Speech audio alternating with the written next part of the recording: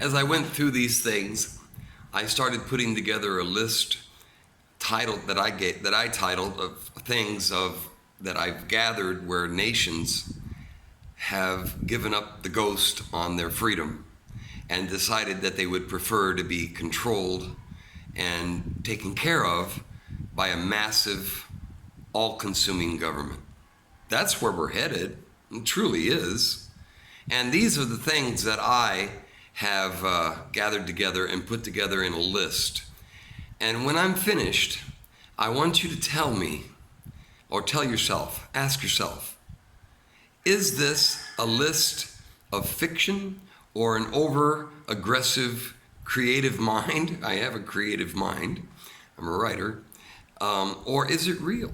Are these really things that have been done by societies that decided they didn't want to be free anymore? They didn't want to take care of themselves anymore. They didn't want to develop their own futures. They didn't want self-preservation. They wanted to be taken care of. They wanted to live off of other people's money. Think about it. So as I go through these, ask yourselves if that's what's going on today in our country and if it's happened anywhere else in the world before. And then we'll talk about it and I'll reveal the truth to you. We want to take a look at the steps that take place when a free republic is fundamentally transformed into a socialist totalitarian state. I have titled this, The Fundamental Transformation of America into a Dystopian Socialist Society. Now, where does that phrase, fundamental transformation of America, where's it come from? It comes from Barack Obama. Barack Obama put this together. He's the one who said just before his first election in 2008, he said, we are 5 days away from the fundamental transformation of America. What did that mean? Did it just mean from a white president to a black president? That was a great thing. That was a historic thing.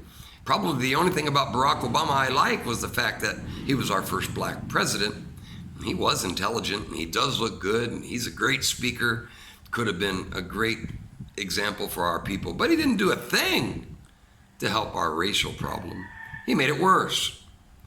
But when he said that, he didn't just mean changing from one president or one race of president to another. He meant the total dismantling of American society, of the American political system, the total changing of the guard to a socialist system, one that is controlled by a massive government. And what we're going through today are the leftovers of what he implemented. This deep state that Donald Trump has suffered under, and that we have too, who love him and support him, is the result of Barack Obama, the system that he implemented into our country. And they know that when Donald Trump was elected, that he spelled the end of all that. And that's why they hate him.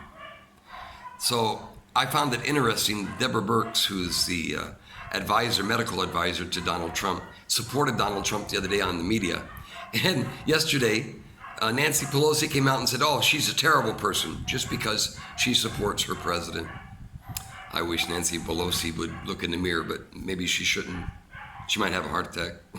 She really proves politics is but ugly. Sorry about that, but I had to say it. So the first thing I want to point out here is, number one, when a society decides that it wants to be a socialist country, that it no longer wants to develop its own prosperity, that it no longer wants to work hard and own its own businesses, that it's willing to get rid of all that, number one is a socialist president will be elected whose administration will be controlled and directed by the extreme liberal wing of their party that has gone so far left that it is now socialist. I never say the Democrat Party anymore. I say the Democrat/Socialist Party, and that's what it is. As a matter of fact, they're more socialist than they are Democrats. Now, all Democrats, in my opinion, are morons, but this is an oxymoron, okay?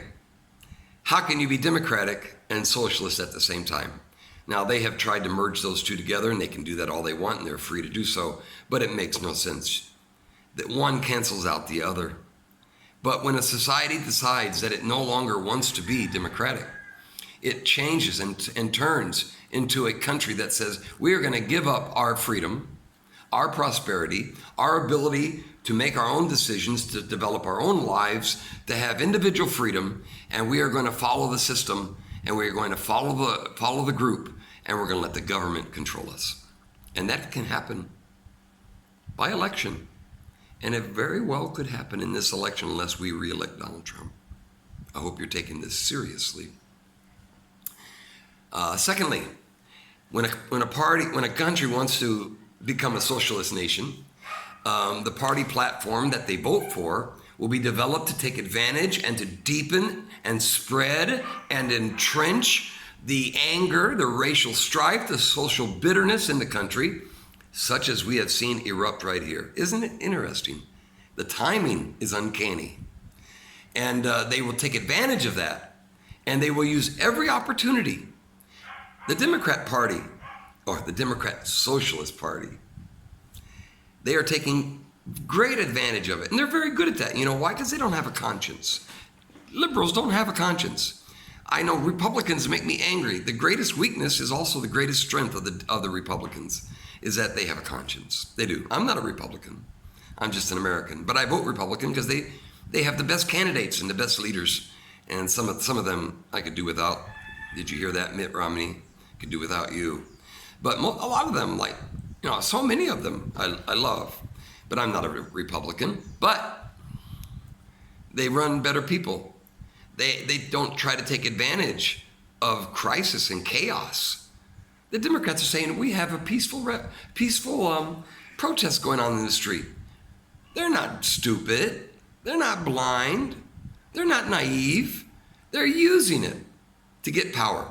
And they're trying to stop any resolution of it, including the coronavirus, the China virus. They're using it in a way to make it stay as long as possible so that Donald Trump looks as bad as possible. But it's going to fail if we stand up. So they will use all these things to try to manipulate and keep the nation at war with itself. And it's working pretty well. Look there in Portland, Oregon. How can it be wrong for the government, the U.S. government, to protect you? To protect itself, its property that you and I paid for. But yet they'll say that they're wrong, that Donald Trump is wrong. But the mayor of Portland and these other crazy cities that are run by liberals are right. You know, they call it a summer of love. Why everybody's killing each other. Makes no sense. Third, in a socialist, an emerging socialist society becomes socialist, the new administration will launch a Democrat-Socialist Revolution. That's what's happening right now. They are launching a revolution against the American public. And they could very well win. I hope you take it seriously. They have put Joe Biden there, and he doesn't even know how to spell his name anymore. He didn't even know the other day where he was speaking. I mean, we have a long list of all his faux pas. But they don't care because he won't be president. He won't. It'll be whoever he chooses, and whoever is working around him. They will tell him what to do and maybe even move his hand when he signs a bill. You never know. So that's what will happen. And they will bring about an anti-capitalist, pro-socialist, populist, civil, social, and economic policies that will be impossible to get rid of if they're ever voted out of office.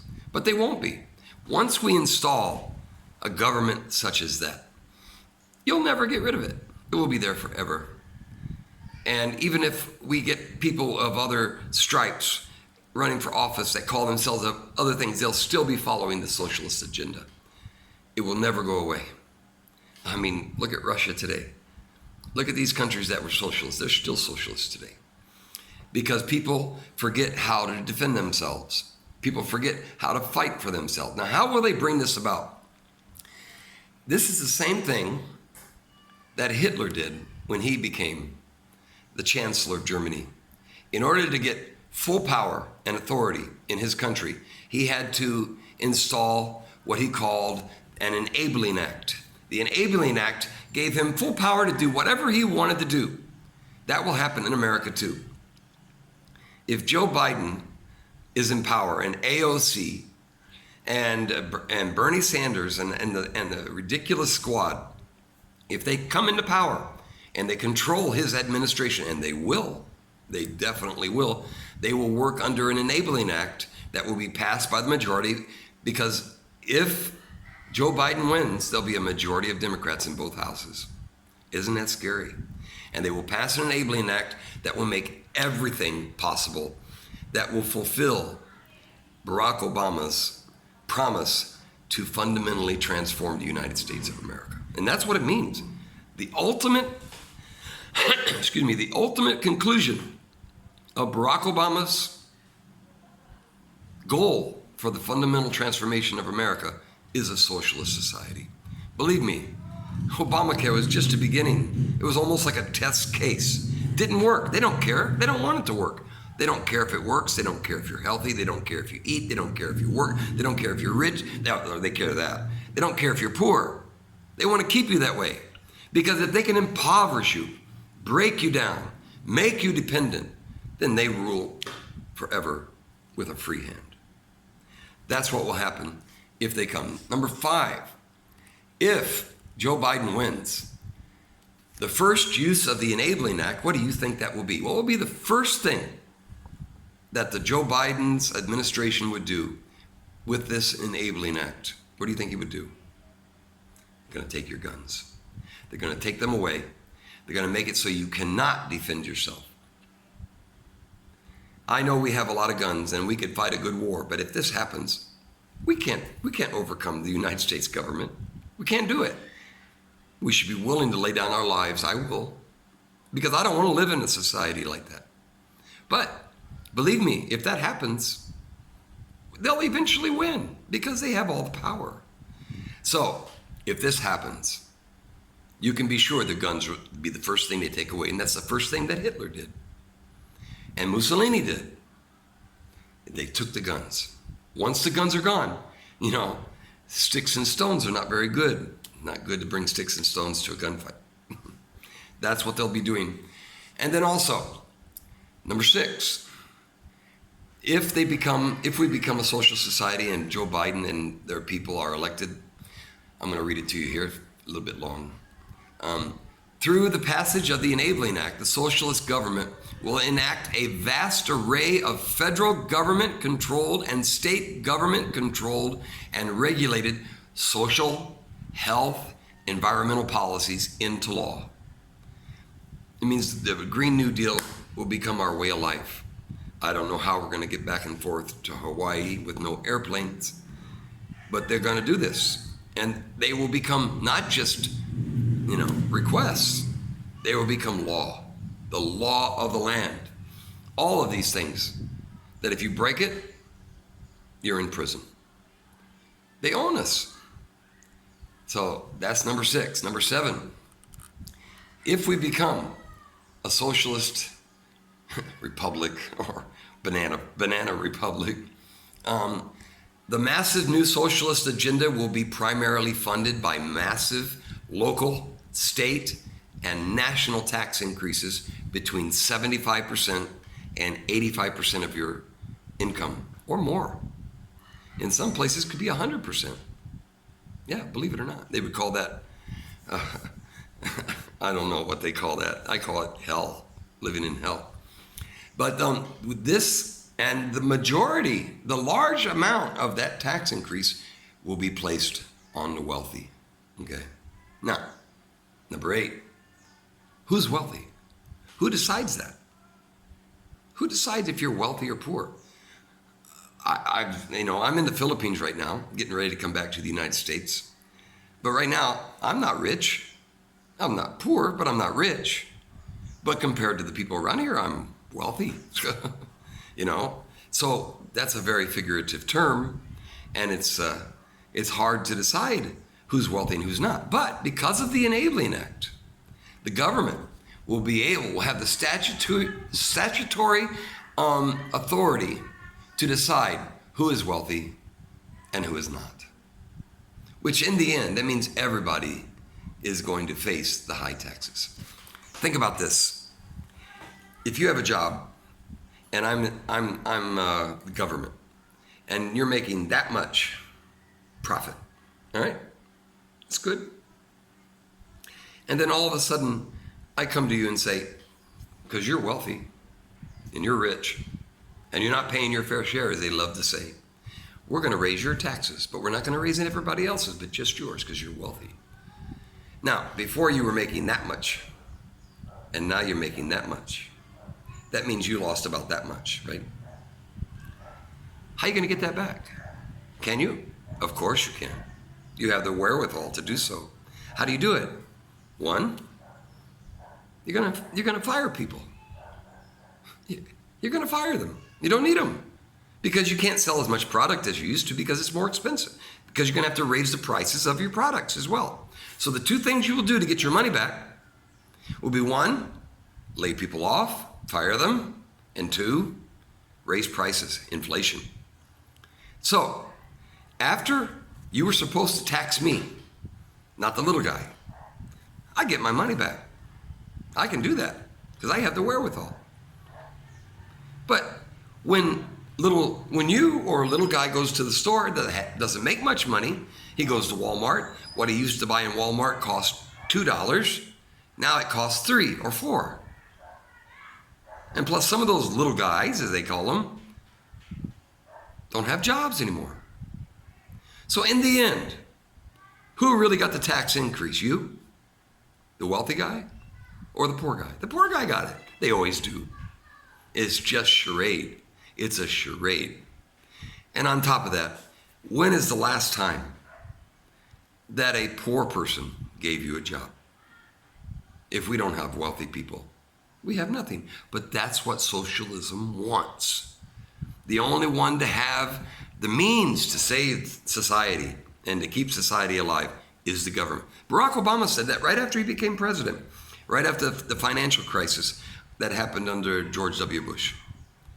When he was getting ready and rolling out his policies to save the economy, he said, the United States government is the only entity with the funds and the means to save it. Proved it. That's a socialist mindset right there. They forget that all the money that the government has is yours and mine. It's not theirs. And with us, they have nothing. But we will become simply spokes in a wheel, keeping the wheel turning and keeping the machine alive until we're of no use anymore. Okay, number 9.